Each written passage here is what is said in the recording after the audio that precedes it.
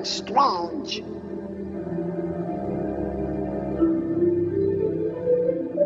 I remember watching the movie 23, starring Jim Carrey, when I had just started college and feeling rather convinced about the general premise. Numbers indeed exist everywhere, and nearly everything in perceivable reality can be expressed in numbers to some degree. Numbers reflect the laws of the universe through mathematical equations and proofs. Does this also mean that numbers reflect other aspects of our world, namely the personalities of human beings and the events that connect our lives? Well, according to numerology, it does. Numerology can be described as the study of supernatural meanings supposedly inherent in numbers as they pertain to human life. By adding and combining the numbers reflected in the letters of our names, for example, we should be able to find a number that reflects our personality. In order to examine this claim, we should start where and when many numerologists claim numerology began. When we take a look at, let's say, from the perspective of really the godfather of numerology, Pythagoras, who was the Greek mystic, mathematician who lived 2,500 years ago, he would say that numbers are a manifestation of the divine. He would say that numbers are in everything. And that inspired him to create the 7-note scale, which is the basis of all Western music. The Pythagorean theorem that we still study in school today in mathematics. He'd say that it was at the root of everything in the universe. So they have a tremendous importance. It's behind all manifestation. The reality of Pythagoras is a collection of oral traditions that have gone through many revisions by self-proclaimed Pythagoreans, giving the character of Pythagoras nearly divine qualities. Pythagoras himself wrote nothing, and many other famous Greeks of the time period give little mention to Pythagoras, especially as any kind of mathematician. Team, as you'd expect, it's a much more defensive lineup. Plato's in goal, Socrates a front runner there, and Aristotle as sweeper. Aristotle very much the man in form. Instead, he was better documented as an influential religious leader who obtained a group of followers influenced by his mystic beliefs. While there is evidence that Pythagoras spoke highly of numbers, most of this evidence supports his supernatural beliefs about numbers rather than their mathematical qualities. In fact, the famous Pythagorean theorem to which he is attributed to likely already existed before Pythagoras in a more simplified technique that existed long before the first mathematical proofs of geometry began with Euclid's work in Elements, one of the most influential textbooks of all time. Pythagoras discovered the octave had a ratio of 2 to 1. With simple fractions, he got this.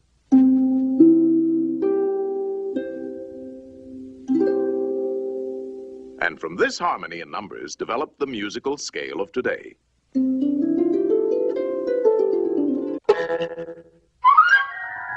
His contributions to music are just as unsupported by the evidence, as he was also likely already aware of a general concept about musical ratios that was also known by his contemporaries.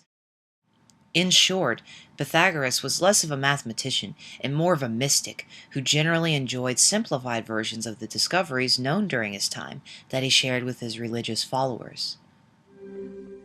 They used to meet in secret to discuss their mathematical discoveries.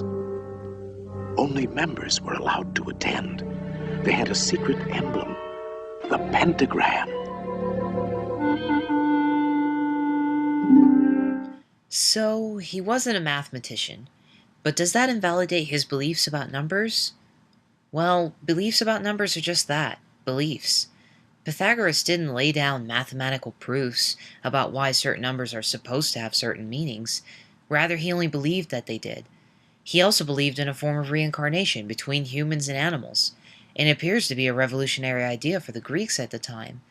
Does this mean reincarnation is also true, merely because he believed in it? Nevertheless, his beliefs about numbers were not well preserved, and the earliest complete accounts we have are hundreds of years ahead of his time. Instead, more modern Pythagoreans reinterpreted the oral traditions and rewrote some of the earlier accounts in a bit of their own style. These later Pythagoreans would later become the foundation of modern numerology.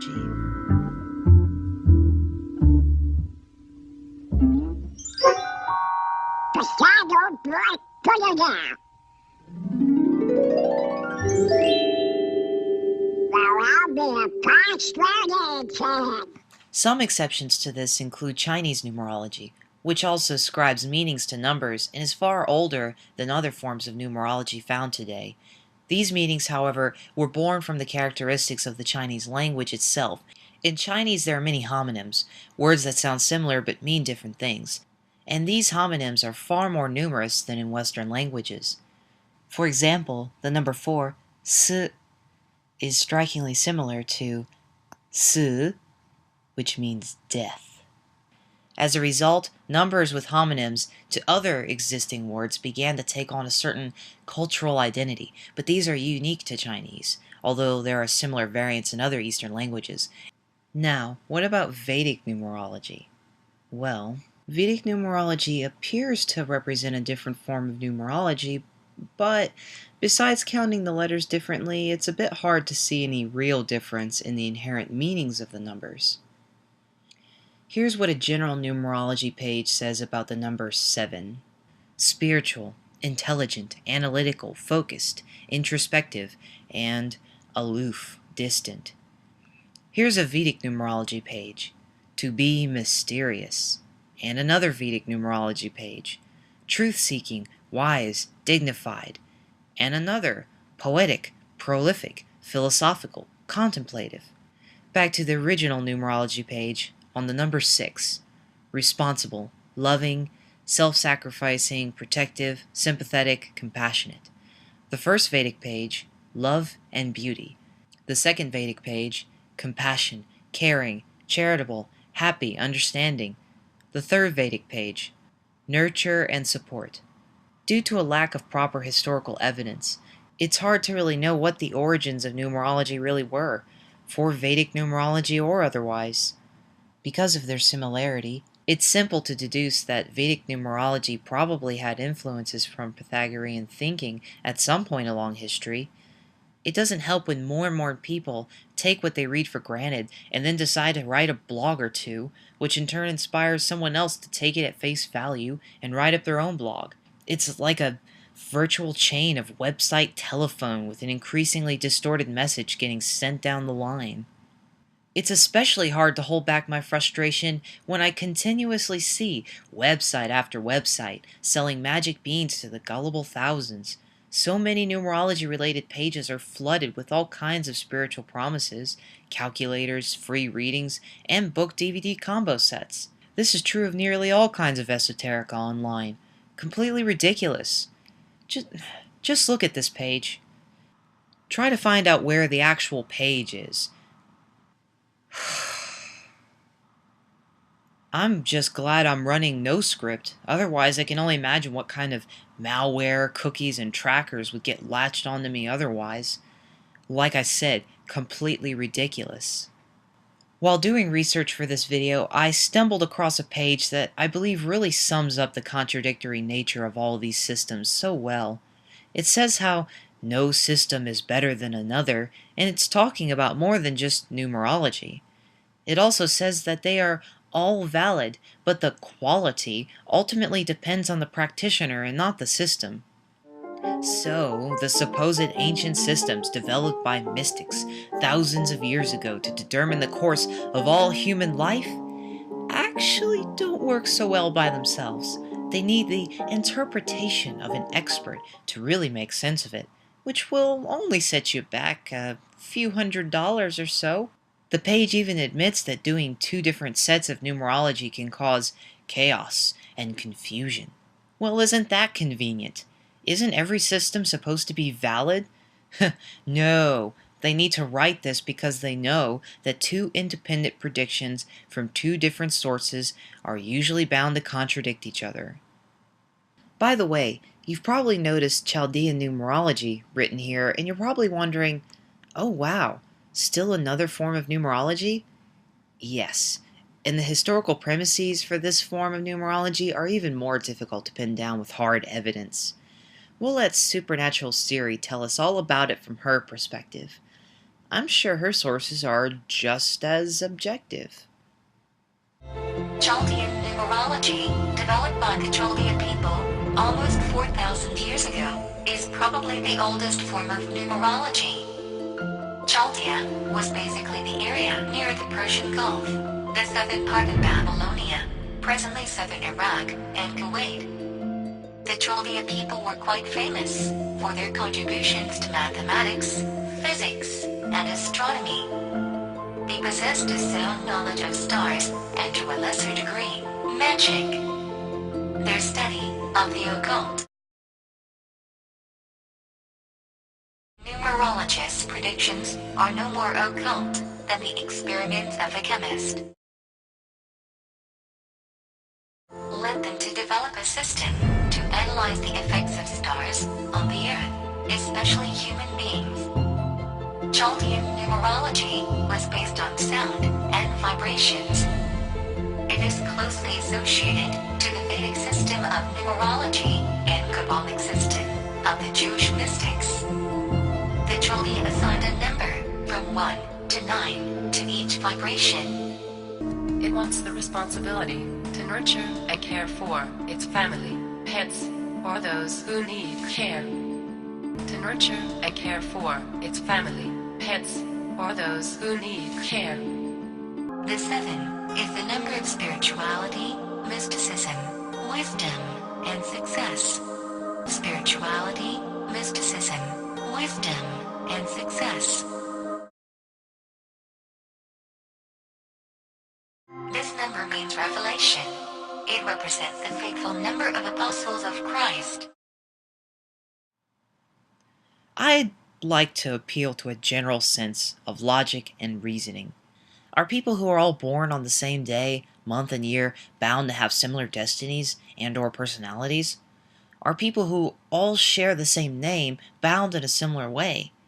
This is obviously not true as a matter of principle, since each of us lead different lives in our own unique way depending on genetics, geography, culture, and personal environment.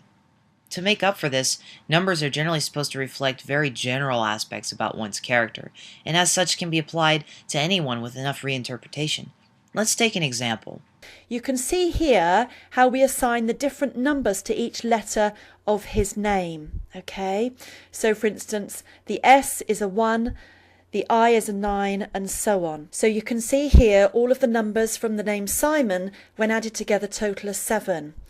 All of the numbers from his middle name Philip total a 10, which we then reduce down to a 1. And all of the numbers from his surname total a 7. We add those together, giving 15. Those then reduce down to a number 6. So this final number 6 that all of his names reduce down to, that is Simon's destiny number. And just a quick summary of what that number means. The quality on the whole is meaning humanitarian, someone devoted to the promotion of human welfare.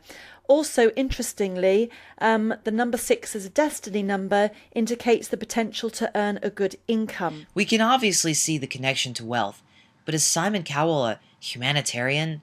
Well, maybe, but does he really seem like someone devoted to the promotion of human welfare? From the horrendous outfit, the horrendous singing, everything was wrong in this audition, Brian. I mean, seriously wrong. I hated everything. I mean, it was just awful. Awful. George W. Bush's name also adds up, using power of numbers method here, to 6. Is he also a humanitarian? These alternative methods you talked about in terms of extracting information from these suspected terrorists, were you made personally aware of all of the techniques that were used, for example, against the Khalid Sheikh Mohammed, and did you approve all of those techniques? I told our people get information without torture and was assured by our Justice Department that we were not torturing. It's been reported that with Khalid Sheikh Mohammed, he was what they call waterboarded. I'm not going to talk about techniques that we use on people. Regardless, what about all the other people with 6 in their name?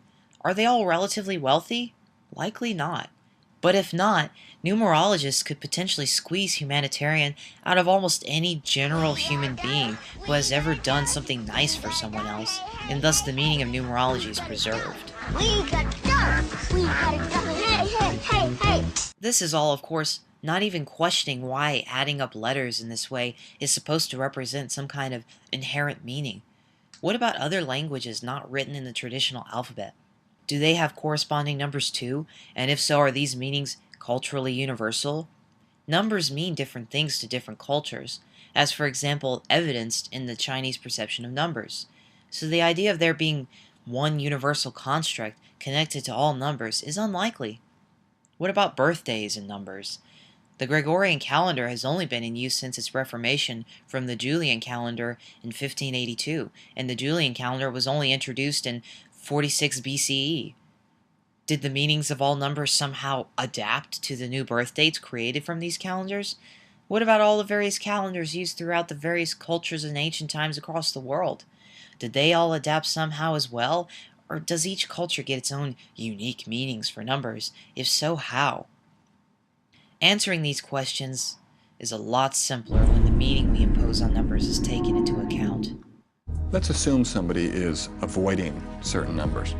We would have them purposely expose themselves to those numbers. For example, if they're avoiding 2s and 3s, I would want them to expose themselves to 2s and 3s. On the other hand, if somebody is spending a lot of time counting 2s and 3s and looking for 2s and 3s, I would want them to do the exact opposite. I would say, I want you to stop counting. And they're going to say, well, I feel like I have no choice, I have to. And I would say, no, you have a choice. You may not like the discomfort you're going to feel in the process of not feeding that obsession. See, the more the character looks at numbers and focuses on those numbers, the more the obsession is going to grow. Much like the character in the film who says to Jim Carrey, if you go looking for this number, you're going to find it. I really believe that's the case. The truth of the matter is that we are designed, we are hardwired to seek meaning and to look for connections in things and to try to understand things. We are victims of our patternicity. This has brought us many evolutionary advantages, but has also allowed us to feel a sense of connectedness and oneness with what we perceive, both in reality and imagination. Often we perceive patterns that are simply not there objectively, and numbers in particular make it easy to quantify those patterns to give them more apparent credibility. The reality is there is no scientific evidence showing any kind of link between certain numbers leading to particular personalities or events.